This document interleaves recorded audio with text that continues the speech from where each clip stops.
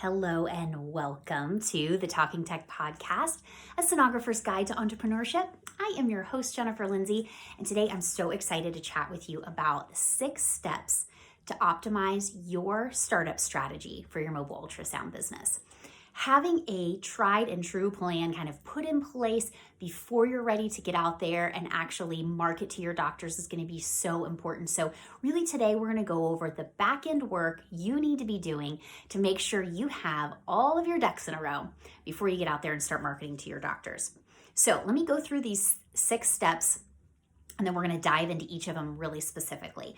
So first things first, we need to understand our market. So that means having a business plan and a market analysis put in place so that we understand our general area, our market, our physicians local to us, the types of reimbursements that we're getting back in the area so that we can come up with a pricing structure that works. We also want to have a business plan put in place, and I'll go over kind of what the main specific points are that we're going to need to have in there. We also, number 2, need to understand the legal implications of us providing these services and the business setup as well, because the moment you start going into a practice with not just yourself as the tech, as a staffer, but you go in and you bring in the ultrasound equipment, there are a million new rules and regulations that apply, and we have to know what these are to make sure that we are providing a service that is a legally set up service and legal way for us to do business inside these physician practices.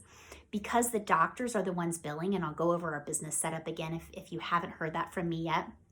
Really briefly, I've got a few podcasts and blog posts that I kind of delve into that really specifically. So if you need more information, please do refer back to those.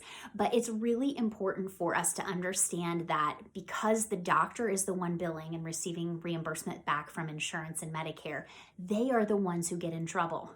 They can actually have their Medicare license taken away from them. They can actually get in criminal trouble for services that we are providing. So it's got to be above board, and we have to make sure we understand those legal implications. The third thing we definitely need to have in place is a marketing plan.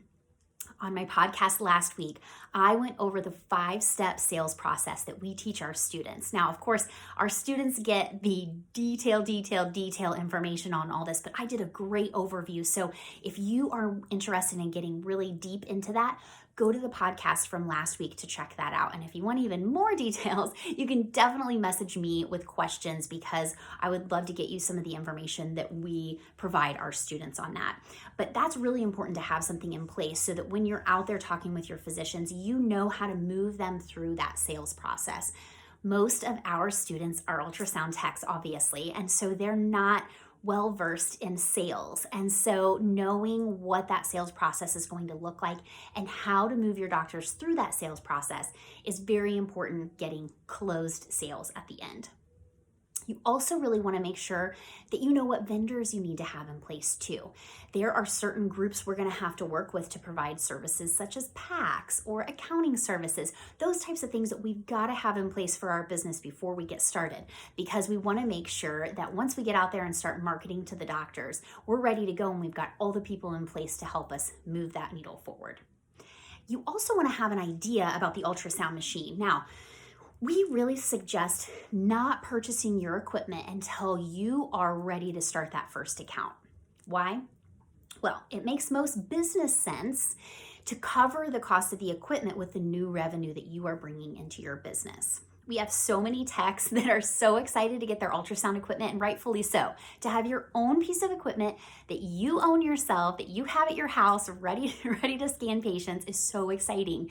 And so we've got a lot of techs that think that's their first step when they're getting ready to start their businesses to buy their machine. But it really makes the most business sense to wait until you're ready to start that first account before purchasing or leasing your ultrasound equipment. Like I said, because that way, the revenue that you're bringing in from that new account can help cover the cost of the equipment. So just having an idea of the type of equipment maybe that you're looking at and an average roundabout cost, just so you can do some cost projections on that side, is really important to know before you get out there and start marketing to your doctors. The last number 6 here is implementation plan for new clients. So this is obviously very important because we can have everything laid out on the back end, ready to go. We start out, sales in our sales process and marketing to our doctors, and then we get that closed account. What do we do from there? How do we make the service that we're providing as seamless and easy as possible? We've got to have an implementation plan in place to do so because we want our clients around for the long term. And the easiest way to do that is providing exceptional customer service and a really easily laid out plan to provide these services in their office. All right, so we've given you the background here, number 1 through 6. Let's dive into each of those a little bit more specifically. For your market analysis, you really want to know the number of physicians local to you. I would start out with between a 25 and 50 mile radius in your area of the types of doctors that you can provide services to. So as the sonographer, you know what types of services you can provide. You can make sure that you understand which types of physicians are going to be able to utilize those services. So for example, we don't want to market to dermatologists because they're not going to order ultrasounds, right? So we don't want to just look up every single MD that's located in a 25 mile radius from us. We want to have a list of types of physicians. So, internal medicine practice doctors, cardiologists, OBGYNs, family practice doctors as a few examples. We can even go into, of course, specialties and those types of things too. Now, will some of these doctors already have ultrasound? Yes. Will some of them be owned by or employed by a hospital and won't be able to use our services? Yes. But in the beginning, what we're doing is just getting a list of the types of physicians that could potentially use our service so we have an idea of what our market looks like in our area. The other thing that we want to do is delve into the average reimbursement. And so we want to have an idea of about how much insurance is paying back to the physician so that we know how to set our pricing structure.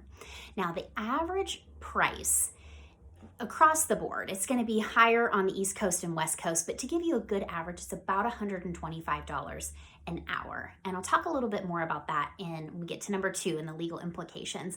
But that's a good average for you to kind of get started with. And so if you're seeing that your reimbursements, let's say in California, obviously are going to be higher than us here in Indiana, you can likely charge more than we would charge here because the reimbursements to the physicians are higher. The other thing that you want to make sure that you have in there is just an idea of about what you're going to be looking at as far as the numbers of doctors, the pricing that you're going to be charging, and the types of ultrasounds now that you can provide. So usually we'll have a little a section at the bottom of our market analysis template that all of our students have access to that lists out some of the main types of ultrasounds. And that way we can look up some of the ones that are lower paying, some of the ones that are higher paying, and get a good average of about how much we're looking at back to the physician from those ultrasounds as reimbursement to kind of determine that pricing. So the market analysis itself is really just a few things, kind of finding out that basic information about your market. And that's something that definitely goes into the business plan.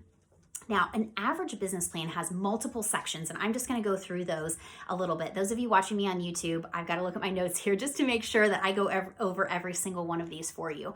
But the first section you're going to have in the business plan, and by the way, this is a template that we have for all of our students. So if this is something that you need, please let me know and we can definitely get you connected with that. But the first section you're going to want to have is an executive summary. And this is basically telling your reader, so whomever you're giving this business plan to, a lot of people use this for funding, or honestly, if you don't need funding or it's something that you're going to fund on your own, just having this as the kind of roadmap for your business is important, even if you're not going to use it for funding. But this executive summary briefly tells what your company is and why it's going to be successful. So you want to have a mission statement, your specific product or service. So in our case, that's going to be the mobile ultrasound services that we are providing, and then basic information about the leadership team, employees, and location. So you would have kind of a roundabout area that you're going to be providing your services. Likely when you start out, it's going to be you as the leadership and you as the employee. So you would just discuss exactly what types of services you're going to be providing and how you're going to be doing that in your area. You should also include in this section any financial information and high-level growth plans if you do plan on asking for financing. So you would want to delve into that a little bit deeper there. Next section you want to have is a company description. So here, obviously, we're using a description to kind of just detail out what information we have about our company, what services we are going to be providing, what problem our service solves. So here we would detail out the information about how many physicians don't have enough patient load for it to make sense for them to purchase ultrasound equipment and have to buy it and have it sit in their office multiple days a week because they may only need it a day a week, right? Based on their patient load. They'd have to go hire a sonographer, they'd have to manage them, they'd have to really hone in and try to make sure that they are filling up that sonographer's time with patients. And so for us to provide a service where they are using it on an as-needed basis makes way more sense for these physicians. So we're really touching on that niche there and discussing the problems that we can solve. So the physician is going to have the benefit to them is going to be providing services in the office as a service provider for medicine. They're a business. They need to be thinking of all the revenue streams that they have as possible. And so you coming in and providing the service where they're billing insurance, paying you out a fee to provide this service is a revenue generator for their office. So that's one of the things that we can provide is a revenue generation for the physician. That solves the problem of a doctor trying to come up with the ways that he can bring more and more revenue into his practice. And this allows us to do it in a way that they're not having to do a bunch of extra work. They don't have to hire anybody or buy anything or manage anything. They allow us to come in on a scheduled basis and provide these services in the office. So be really specific and list out kind of organization and businesses maybe local to you. So I would say these types of physician practices are who we are going to be targeting. And then explain any competitive advantages that are going to make your business a success. So a lot of our students put in their business plan that they work with business consultants and coaches to provide them sales and marketing and legal information and all of this. It's something nice that you can put in there. Other things that you would be able to add is your specific information on your background, what you've done, where you've worked, all of the things that have created such an amazing sonographer in you, and a way that you can explain how you're going to provide services to have that competitive advantage going in these offices, providing services with revenue generation for the physician, cost savings for the patients. These are all competitive advantages that you have as opposed to them sending their patients out to the hospital. We already talked about a market analysis, but this is a good section to put that overview in, and then you could use your actual market analysis template that you put together as an addendum to your business plan as additional paperwork. Okay, and so then you'd want to have a section too on organization and management. So you would explain how your business is going to be structured, who is going to be running it. You'd have information on the legal structure of your business. So you would list out whether your company is going to be an S Corp, a C Corp, an LLC. And then you would show each person's unique experience and how they're going to contribute. So likely, as I said, this is going to be just you. So you would have all of your expertise and experience listed out there as the basically operations director of your company. And so with that, you're going to be doing marketing, you're going to be doing the actual ultrasounds themselves. So you could include also in this section resumes or CVs so that your groups you're sending this out to for potential financing could be able to see those. Then you want an entire section on the service or product line. So for us, of course, that's mobile ultrasound. So you would explain how that's going to work, what it's going to look like, how we would be providing these services into the physician office. And then you'd want to also have a section on marketing and sales. So how are you going to be providing the marketing and the sales structure out to these physician offices? And you really need to kind of put goals in this section and describe how you're going to attract and how you're going to retain your physician clients. And then if you are asking for funding, this is the section, the next section here, you would want to put a funding request, how much money you're asking for, information on that. It says on this list here that, and I kind of just went over what we have in our our business plan, you would want to list out the terms you'd like applied, the length of time potentially. So this would be if you are requesting funding. This is a great place to put that in. And then lastly, you'll want to have some financial projections. So we have in our template an entire profit and loss Excel spreadsheet section. So you would want to list out what you're expecting to make, all the financial projections, including balance sheets and cash flow statements, those types of things if you already have a business, because I know some of the people that listen to this podcast have a business here already. And so if you've got a business already, you would want to include those types of things in this section, or you would just have your goals and projections if this is a new startup in that financial projections section. So there's quite a few here. I'm going to list them out again for you so that you can write these down. So number one in the business plan, number one section, executive summary. Then you want a company description. You want to list out then your market analysis, the organization and management, your service or product line. You want to explain, what you are going to be providing, your marketing and sales approach, how you're going to keep, how you're going to attract and then also keep and retain clients, a funding request if you're asking for money, and then finally your financial projections. So business plan takes a lot. There's a lot of information that goes in there, and it can be, ever changing too. So if you have been in business for a little while and need to change that up, change your projections, change exactly how you're marketing, those types of things, this is something that, can always be updated and changed as you go. So moving along to number two, legal implications and the business setup. So as soon as you bring in the ultrasound equipment, there are so many more laws that now apply. Going in as a staffer, so if you have your own business and you just want to provide staffing into offices that already have their ultrasound equipment, this is easy to do. There is a much simpler contract. You are able to provide services on a patient basis, like a per patient payment basis, if you would like to set it up that way. The moment you bring in your equipment, you are no longer able to charge per patient. That's considered per click, and it is a Stark and anti-kickback violation. So, really important to note, you cannot charge by the patient when you are providing services with both the ultrasound tech and the equipment. So that's very important for you guys to understand, and that is why we set our students up with a service agreement contract where they're providing the services in the physician practice on an hourly basis. The way that is best set up is to schedule them out in half days or full day sessions. And so depending on the physician's patient load, you may go a couple half days a month, you may go a couple full days a week.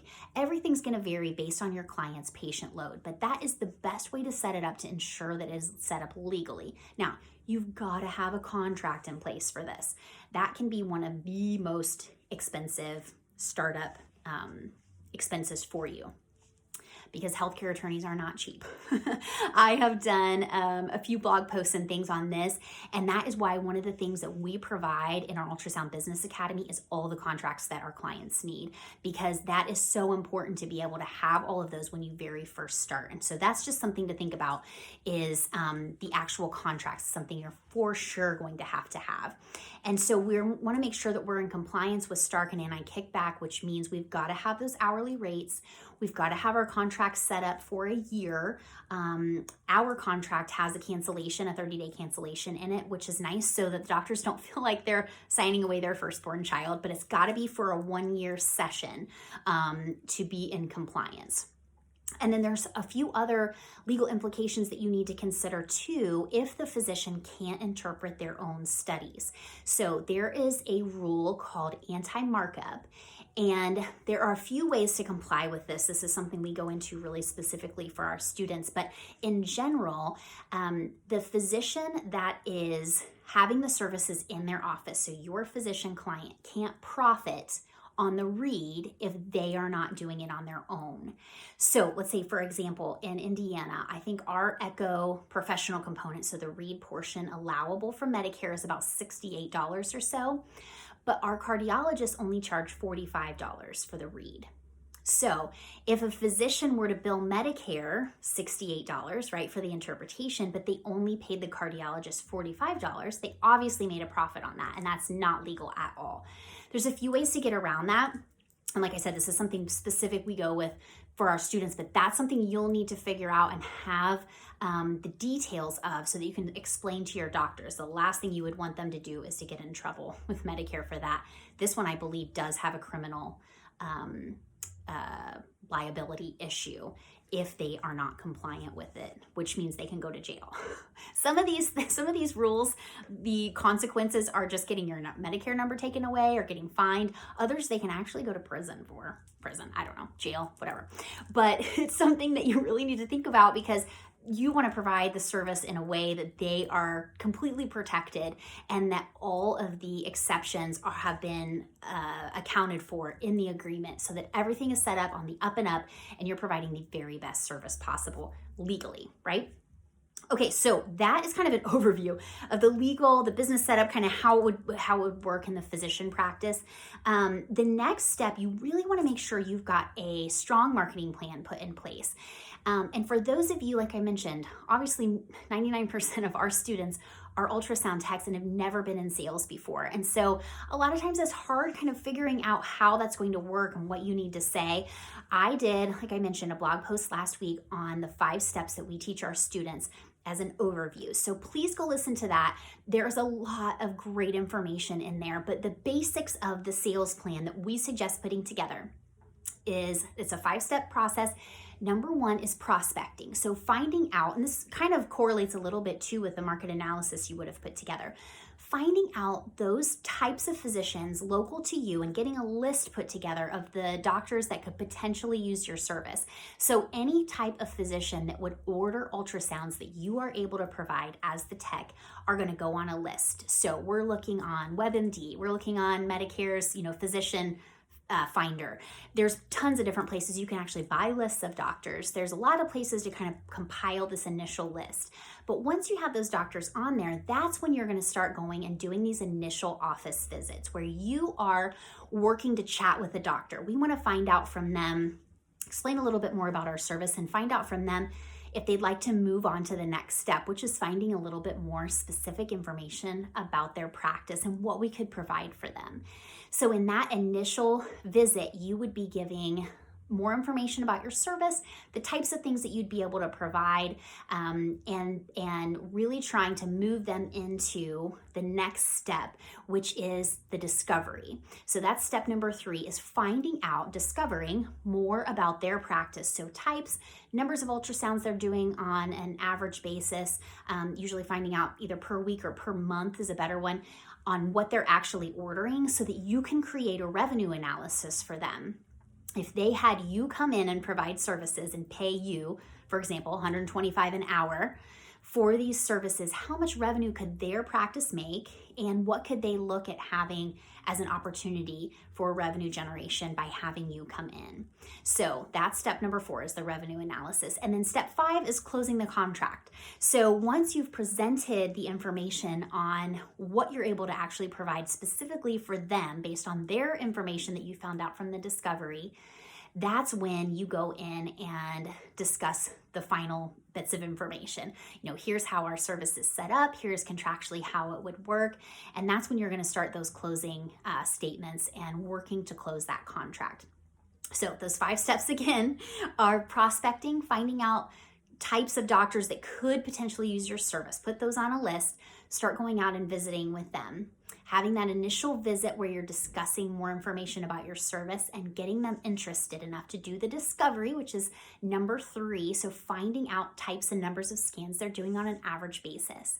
That moves you along to step number 4, which is presenting a revenue analysis to them so that they would understand more about what is actually able to be provided in their office as a revenue generator. And then step number 5 is closing that contract. So having a really good marketing plan in place is super important. Now, we also want to make sure that we have information readily available, whether we've already contracted with them or not, but have an idea of the types of vendors that we would need to have in place to be able to provide these services in the physician practice. So those types of vendors for this type of service, as kind of just a basic list, you've got to have a PACS provider. You're going to have to be able to get images from your machine to a PACS so that an interpreting doctor can read it.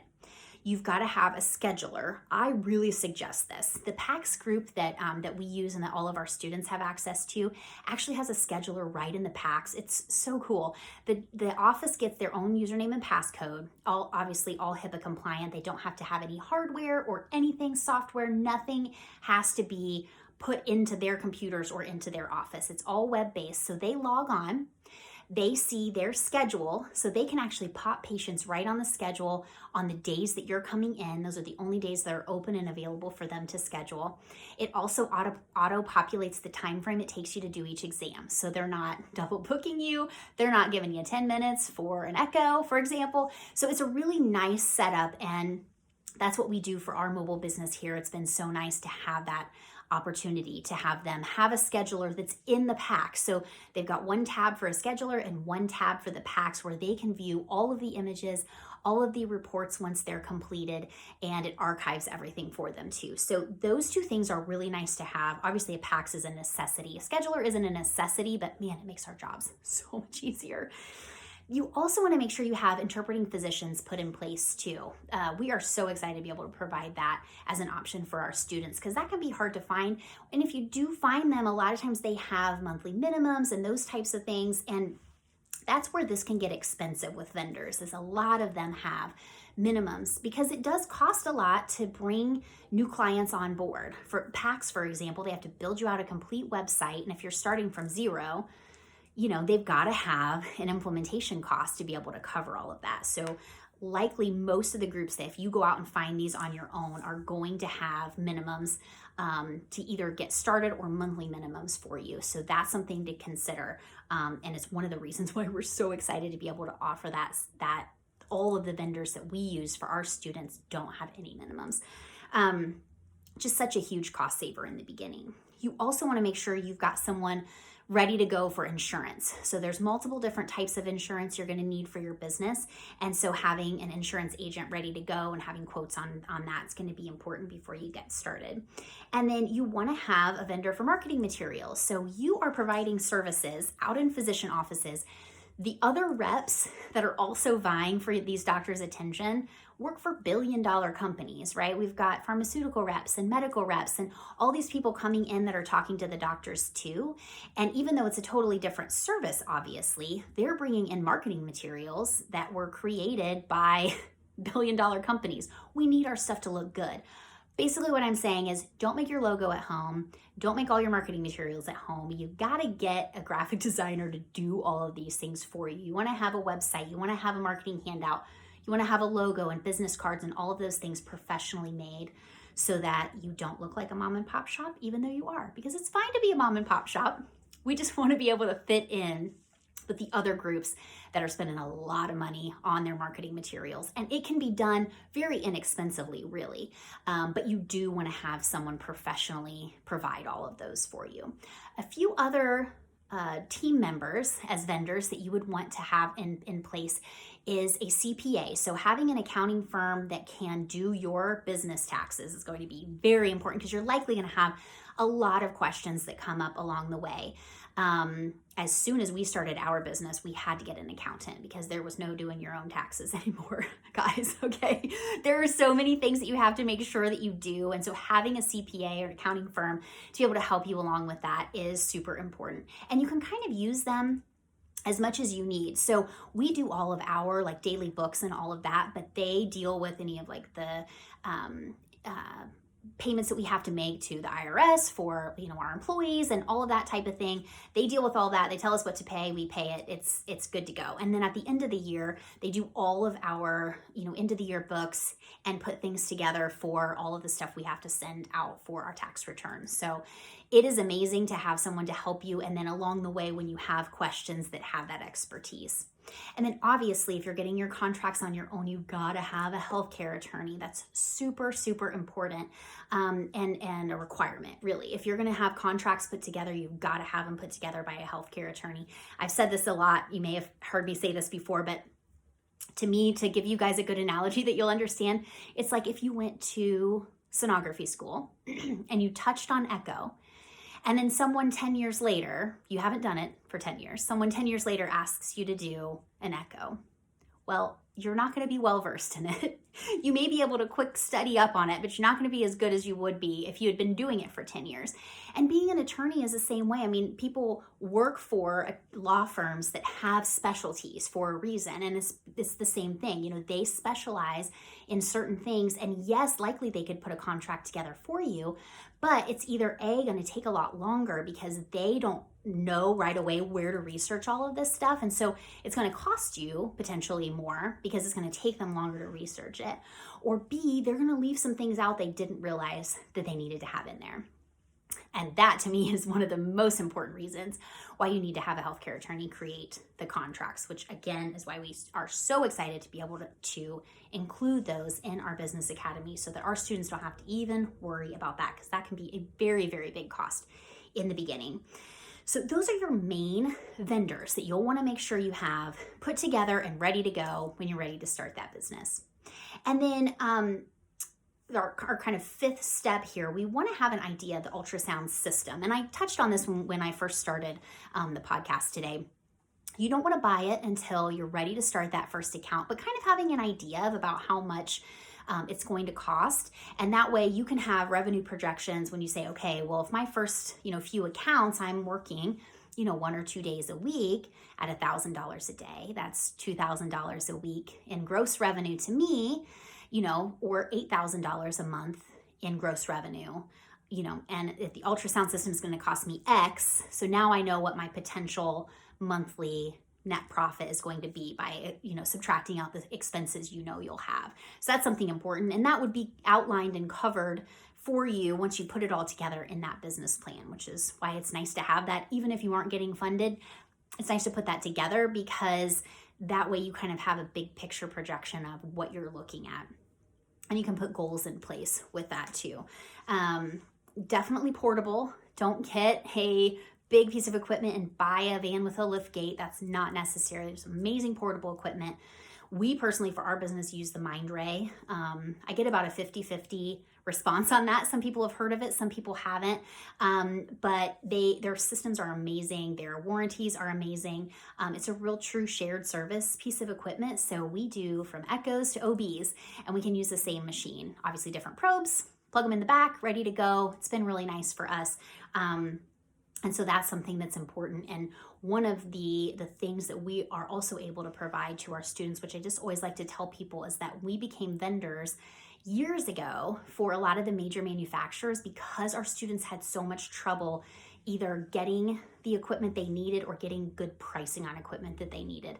And so that's something to definitely take a look at and kind of consider pricing and that type of thing when you're looking at the ultrasound equipment. But again, wait to purchase or lease that until you're ready to start that first account so that gross revenue can be covering that expense for you.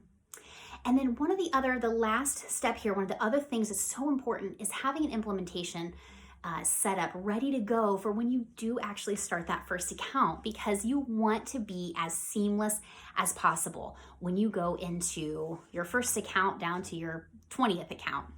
It's so important. We still do the same thing every time we start a new account for our mobile business. And so just as a quick overview, having an idea of putting an implementation plan together for us, what I would suggest is including an implementation meeting prior to starting that first account for everybody. No matter how long you've been in business, always have an implementation meeting. We usually try to do it about a week or so before we're ready to start. If you do it too soon, people will forget what you told them. And if you do it too close to the time when you're actually starting the account, it may cause a little bit of a scramble. And so about a week or so before you're starting that first account, go in there and meet with anybody who's going to have their hands in ultrasound. So usually that's the office manager, It would be any of, the nursing staff that's going to be included in that. Sometimes, the medical assistants sometimes will have a hand in it. The schedulers for sure, any of the billers in the office. And that way you can go over how all of that works, how that's going to be put together, how it's going to look for them, what you need from them when you come in, and that way they have an idea of what it's going to look like, so that when you go in for that first day, it is as seamless as possible. So what we do is we put a binder together with all of the information. We got a page on an overview of our service, what it looks like, what the billers need to do, what the schedulers need to do, all of those things, what we need when we come in, a list of those things. That way, they've got a binder filled with all of the information. Our contact information is right in there. We have printed out pages of how they navigate the packs, how they navigate the scheduler, all of those things, so that they have an idea and they can pull that off the shelf, especially if someone's new. That is something that's easy too, or if someone's out sick and another person has to be helping you when you come in, it's so nice just to have that binder there ready and available for them. We also have a review in there of billing too, for you to have an idea of how that process works in general is going to be important.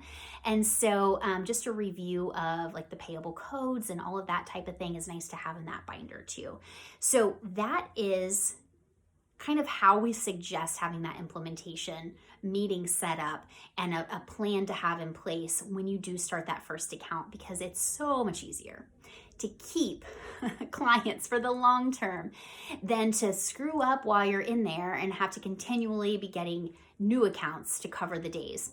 And so to go in there and be able to just be a very seamless addition to their practice is so important, and that's going to keep those contracts for the long term, which is what we want, right? And so those are our 6 tips on really optimizing your initial business setup. And as always, if you guys have questions, you can find me so many different places. You can head to our website, aic-ultrasound.com. We've got a bunch of freebies on there. There's a link to the podcast and the blog so that you can go and look at the other, podcasts. If you want to look at things that I've written out from the blog section, you can do that on there too. But definitely message me if you have questions or you need more information, because we are here to help and we want to provide as much information to you as possible so that all of you who are considering starting your own business have as much information as possible so that you can make the decision that's right for you. And so I hope this was helpful for you today. I'm so excited to hear what you guys have to think and hear what questions that you have. So until next week, we'll see you guys later.